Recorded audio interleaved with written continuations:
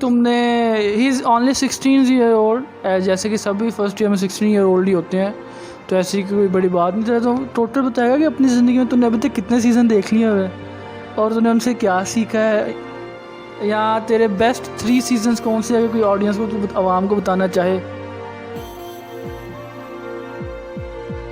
अस्सलाम वालेकुम, कैसे हैं आप सब? मैं उम्मीद करता हूँ आप सब खैरियत से होंगे और कोरोना से बचे हुए होंगे।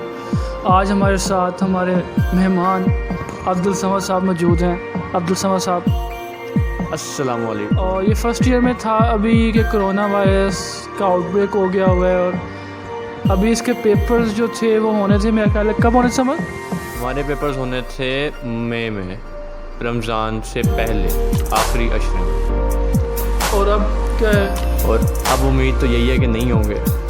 अब उम्मीद ये है कि नहीं होंगे, और ये भी हिस्ट्री में पहली दफ़ा ही होगा कि फ़र्स्ट ईयर के पेपर जो नहीं होंगे।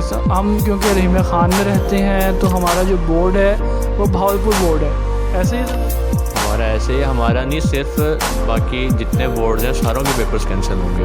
मतलब पूरे पाकिस्तान के तुम क्या पेपर कैंसिल हो जाएंगे? उन्होंने नोटिस यही दिया है कि फोर्थ, उन्होंने पहले बताया कि 9th के जितने पेपर रहते हैं, 9th के जितने पेपर्स रहते हैं वो पहले हम करेंगे, उसके बाद 10th के, और 10th के तो हो गए थे।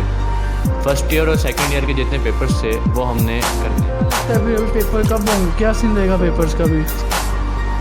अब हमारे पेपर्स फर्स्ट ईयर के होने, उन्होंने नोटिस यही दिया है। जो आया है बहुत सारी फेक न्यूज़ भी हैं हमारे पास। जौन सा अब जो आया है उसमें उन्होंने कहा है कि आप लोगों के पेपर्स होंगे जून में, जून 20 से ऑनवर्ड, और 9th के उससे पहले होंगे, और 9th के बाद होंगे सेकेंड ईयर के, मतलब हमारे लास्ट में होंगे जैसे हमेशा होते हैं। लेकिन उन्होंने कहा है कि अगर अल्लाह ना करे, अनफॉर्चुनेटली लिखा हुआ था उसमें, अनफॉर्चुनेटली अगर 4 जून तक नहीं होता कोरोना वायरस ख़त्म या कम, तो आप लोगों के पेपर्स कैंसिल हैं। कहना अच्छा तो नहीं लगता, लेकिन खुशी हुई बड़ी।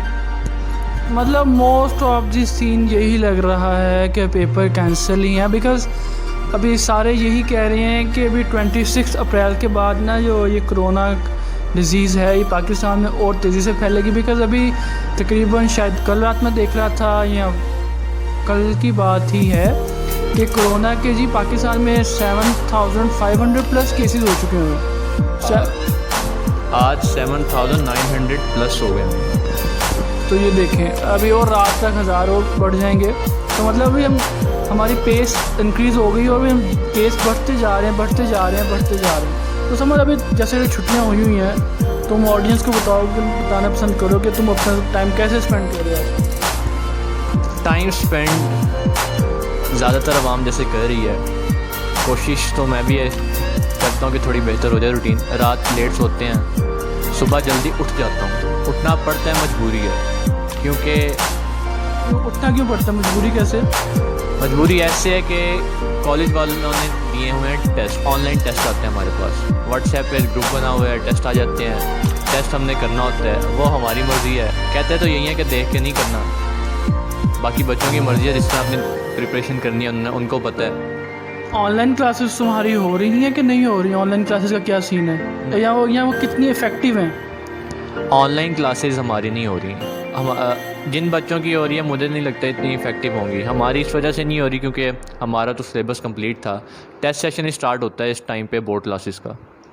अच्छा, तुम बता रहे थे ऑडियंस को कि तुम टाइम कैसे स्पेंड कर रहे हो? हाँ, तो अपना सीजन्स के बारे में बताओ कि तुमने अभी तक कितने सीजन्स देखे हुए हैं, और तुम कोरोना में इन दिनों में कितने देख रहे हो? तकरीबन मेरा ख्याल है 1 महीना तो हो गया, 1 मंथ हो गया हुआ ऑफ हुए अभी तक, है ना? ऐसे ही है ना? मैं भी घर तकरीबन 10 या 11 मार्च को आया था। इसके बारे में बताओ कि सीज़न तुमने कितने देख लिए हैं? इन हॉलीडेज़ कह सकते हैं, इस पेंडेमिक के दौरान तो मैंने बहुत सारे सीज़न देख लिए हैं। अगर आप 1 मंथ कह रहे हैं तो उस हिसाब से मैंने तकरीबन 5+ सीजन देख लिए हैं। और अभी तक तुमने he is only 16 year old, जैसे कि सभी फर्स्ट ईयर में 16 ईयर ओल्ड ही होते हैं, तो ऐसी कोई बड़ी बात नहीं। तेरा तो टोटल बताएगा कि अपनी ज़िंदगी में तुमने अभी तक कितने सीज़न देख लिए हुए? और तूने उनसे क्या सीखा है, या तेरे बेस्ट 3 सीजन्स कौन से, अगर कोई ऑडियंस को तू आवाम को बताना चाहे?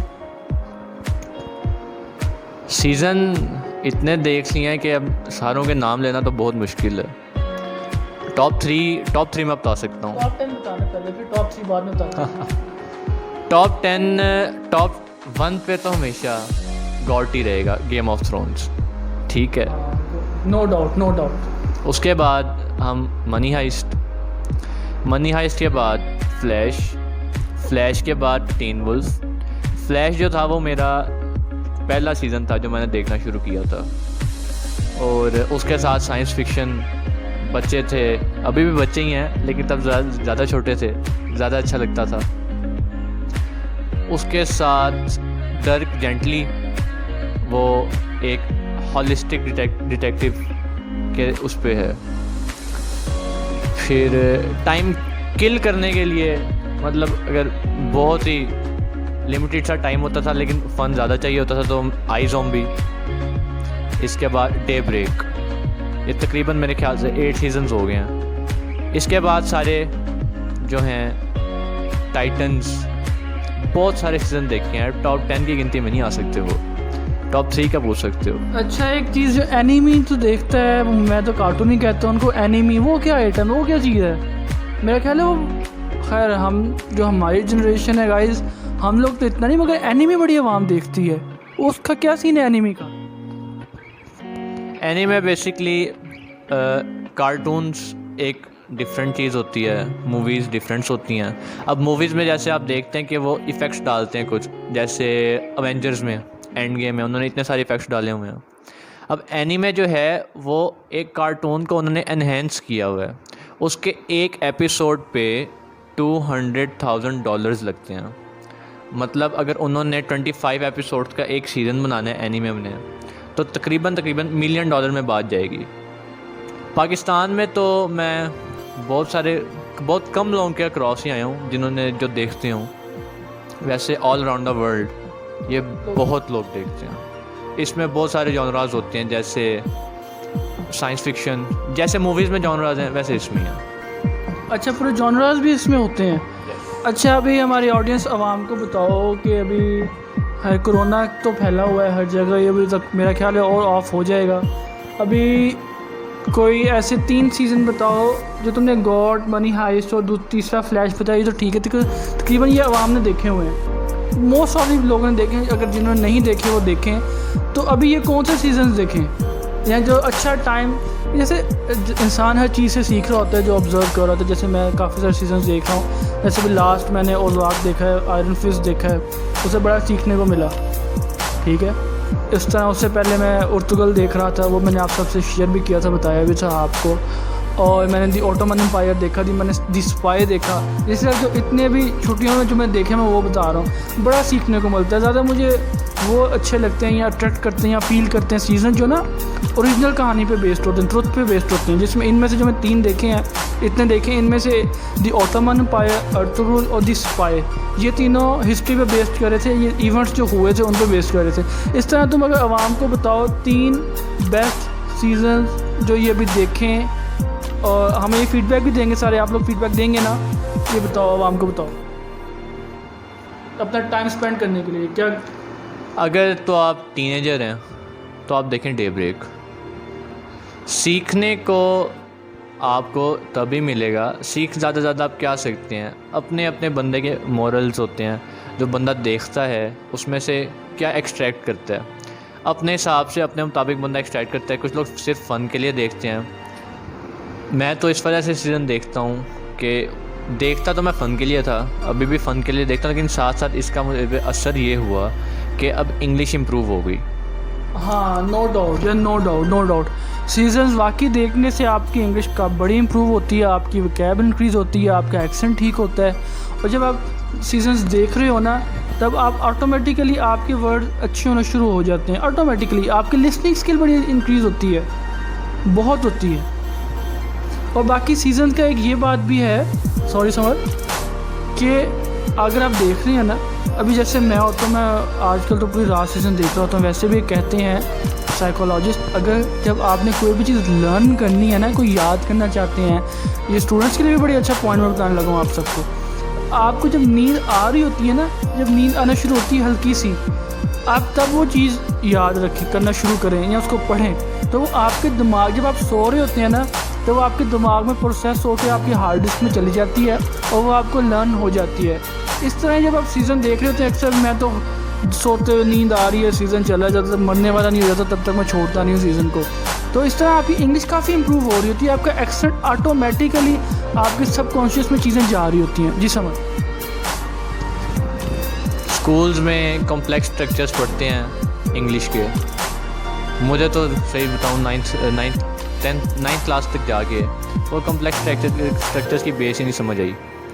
सीज़न देखना शुरू किए, अब आप लोगों ने 9, 10 फर्स्ट ईयर सेकंड ईयर या इंग्लिश सब्जेक्ट जो भी पढ़ते हैं उनको पता होगा कि सिनोनिम्स वगैरह या सिनोनिम्स आते हैं हमारे पास, या फिर हमारे पास आते हैं कि वर्ब की सही फॉर्म, वर्ब की करेक्ट फॉर्म MCQs में यूज़ करें। अब अगर नहीं भी पढ़ा ना मैं 99% मैं सही लगाऊंगा। मतलब वो ऑटोमेटिकली सबकॉन्शियस में चीज़ें फीड हो चुकी होती हैं कि पता लग अंदाज़ा भी हो रहा होता है, या इसका ये नहीं तो ये होगा, ये ऐसे नहीं तो ऐसे होगा। मतलब सिर्फ सीजन एंटरटेनमेंट नहीं है, it also improve your language, your listening skills, your speaking skills, your vocab. Yes it does. और इसके सीजन्स देखने के इसके साथ साथ जो आपने बताया अभी, इसके अलावा हमारे उनके कल्चर के बारे में हमें पता चलता है। यहाँ हमारे ट्रेडिशंस, कल्चर्स सारे हमें पता ही हैं, लेकिन बाहर अब मुझे अपने कल्चर मेरे ख्याल से इतने नहीं पता होंगे जितने मुझे उनके पता हैं। कल्चर्स किस तरह से, मतलब उनकी रूटीन्स या उनकी ट्रेडिशंस या उनका चीज़ों को लेना, या उनका लाइफस्टाइल या उनका थिंकिंग स्टाइल, किसकी बात कर रहे हो? सब कुछ, lifestyle, thinking style, culture, tradition, सब कुछ यहाँ पे। जैसे वहाँ पे ज़्यादातर जो मैंने देखा है 17 ईयर्स ओल्ड एक अपने बच्चे को वो इंडिपेंडेंट वो खुद हो जाता है, उसके पेरेंट्स उसको नहीं कहते, वो खुद ही इंडिपेंडेंट हो जाता है। जो एक चीज़ मुझे अच्छी लगी, आई एम 16 ईयर्स ओल्ड, और कोशिश हम सबको ये करनी चाहिए कि इंडिपेंडेंट होने की हमें ज़रूरत है। हमें इस बात को बैठ के सोचें। वाकई में मेरा पॉइंट भी यही है, मैं भी खैर कोशिश कर रहा हूँ। जैसे भी अपना समझ का मेरा 7 साल का डिफरेंस है, जो चीज़ें मुझे अभी समझ आई हैं या मैं सोचता हूँ वो मैं इससे डिस्कस करता हूँ कि यार तुम्हें ये करना चाहिए, और इसको मैं इसने ख़ुद भी ये बात सोची और मैं भी इसको हेल्प आउट कर रहा हूँ कि ये अभी इंडिपेंडेंट हो जाए। अगर आपने बड़ा आदमी बनना है, अगर तो आपने 9 to 5 जॉब करनी है, फिर तो आप जो कर रहे हो करते रहो, वेरी फाइन। नौकर ही होता है, बेशक 5 लाख उसकी तनख्वाह हो, 50,000 हो, 25,000 हो, ठीक है। मगर जिस बंदे का विज़न होता है, जिसने कुछ बड़ा करना होता है, उसको बहुत पहले से काम करना शुरू कर देना चाहिए। अगर आप 16 साल के हैं, 17 साल के हैं, 15 साल के हैं, अगर आप अभी से काम करना शुरू कर देंगे, काम ये नहीं करना आपने जाके मेहनत मजदूरी करनी है भाई, हज़ार चीज़ें हैं। इंटरनेट से आवाम अर्न करती है, फ्रीलांसिंग है, यूट्यूबिंग है, और हज़ार चीज़ें हैं यार, प्रॉक्सी मार्केटिंग है, अमेज़ॉन है, हज़ार चीज़ें हैं जिससे आप अर्न कर सकते हैं। अगर आपके अंदर आग हो, फायर हो, तो अब तो समझ को भी मैंने बताया कि जिस तरह वहाँ पे करते हैं उस तरह इधर भी हमें करनी चाहिए। कि अगर आप 17 साल की उम्र में, 16 साल की उम्र में शुरू कर देंगे, 20 साल की उम्र तक आप सही तरह अर्न करने लग जाएंगे। 25, 27, 28 साल तक आप अपना घर, अपना एम्पायर बना चुके होंगे, which is very good thing.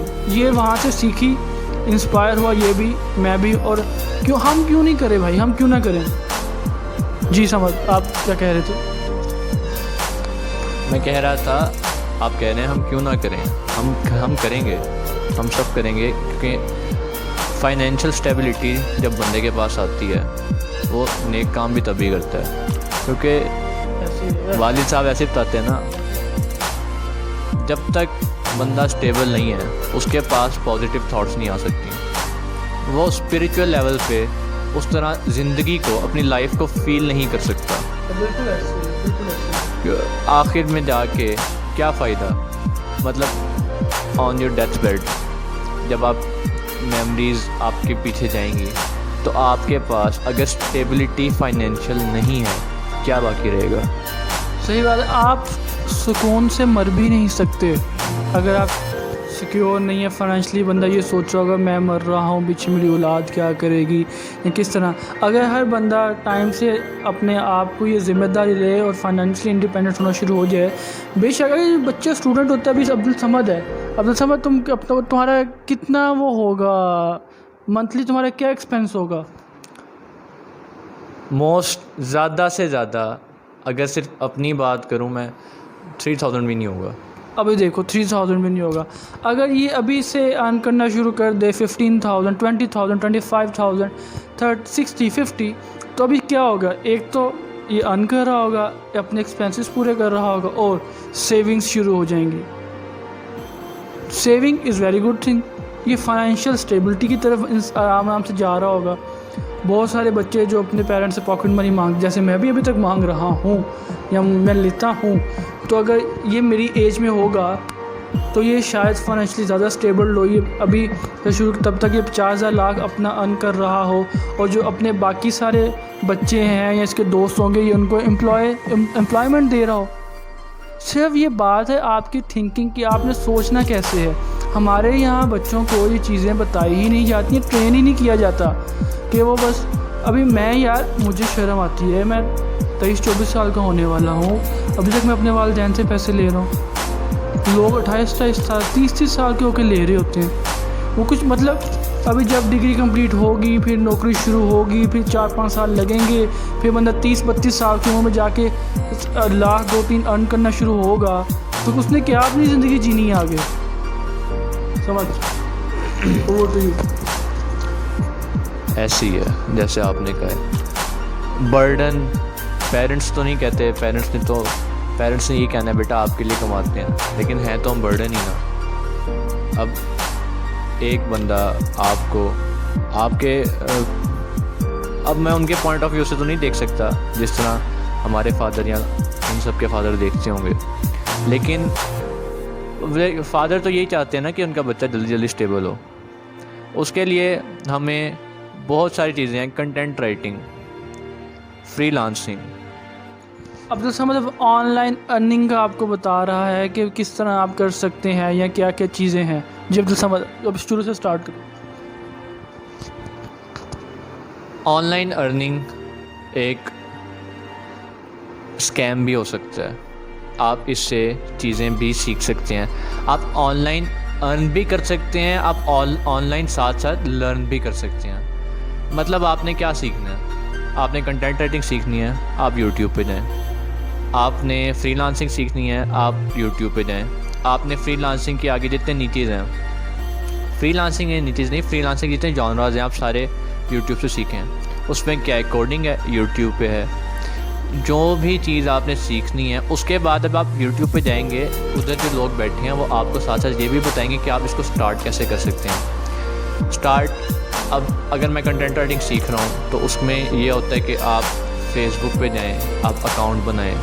ज़्यादातर लोगों का होता है, मेरा नहीं था। अकाउंट बनाएं और उस पर जाके आप सर्च करें फ्रीलांसर्स, उधर प्रोजेक्ट्स भी आएंगे, उधर आप अपना वर्क भी देंगे, आप अपनी सर्विसेज देंगे। और यहाँ पर आप कोई एम्प्लॉय नहीं है, आप यहाँ पर आप बिजनेसमैन हैं। यहाँ पे आप अपना स्किल बेच रहे हैं। यहाँ पर लोग आपके स्किल के लिए आएंगे, किसी कंपनी के नाम से नहीं आएंगे। बिल्कुल ऐसे ही है, बिल्कुल ऐसे ही है। अभी आप सबका बहुत बहुत शुक्रिया आने के लिए। मैं अपने वादे के मुताबिक अब्दुल समद को पॉडकास्ट पे ले आया था। अगर आप लोग कमेंट्स में अपनी राय का इज़हार लाजमी कीजिएगा, चैनल को सब्सक्राइब कीजिएगा। अगर आप सब चाहते हैं कि ये पॉडकास्ट की सीरीज़ कंटिन्यू हो तो अपने कमेंट्स में लाजमी बताइएगा। बहुत बहुत शुक्रिया समद। अलविदाई कलमात आप कहना पसंद करेंगे? Until we meet again.